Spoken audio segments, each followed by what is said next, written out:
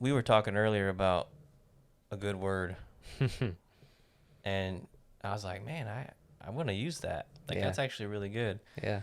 What do you have for the people? What's a good word People. for the people right Yeah. there? Right there. Oh, Yeah, I would say, I mean, the word itself is vulnerability. Say that there is power in vulnerability. And I definitely did not believe that growing up. And like, kind of until I became a Christian.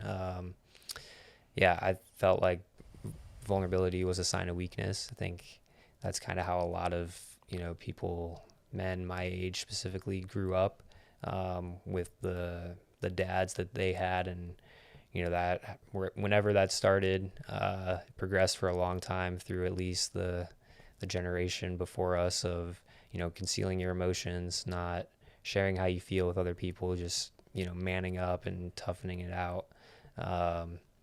And I think, yeah, I believe that and lived that and realized that it's not a healthy way to live at all. And yeah, part of that was, those, I mean, again, it's what you kind of grow up in, but then it's what you see like at school and high school too, of, the guys just, being tough and not wanting to show how they feel or not let anything affect they them. want to look cool. Yeah.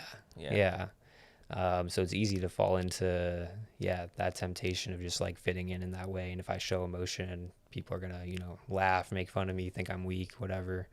But yeah, I think since becoming a Christian, have definitely, seen just the power of being vulnerable and opening yourself up, honestly, genuinely, not being afraid to share who you are, both the good and the bad, and what's happened in your past and things that, maybe you would have done differently, but at the same time, you've grown from them.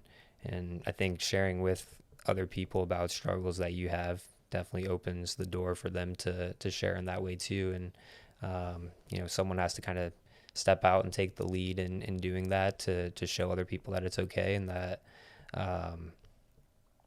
that they can be honest, that they don't have to be ashamed of, something that's happened in the past, or they don't have to hold on to that guilt. I think just being able to express, the things that you struggle with and, is important. It creates trust between other people too. And, just like a camaraderie, and it builds fellowship, and it builds, I think, character too, of just, just, recognizing that, we're not perfect at all, and that we're not, God created one perfect person, and that was Jesus. And so we don't have to, hide and conceal all these things that, maybe we feel shame about, that we can bring them into light, and that ultimately there's healing and freedom in doing that. And I think that's the word I have for the people, is be vulnerable. It can be, it can be scary, but I think a lot of times people, are very receptive to that and will meet you there. And then again, like I said, it makes them feel more comfortable in sharing about, things that maybe they've been holding on to for a long time as well. Yeah. That's what this show is about, my Yeah, guy. man.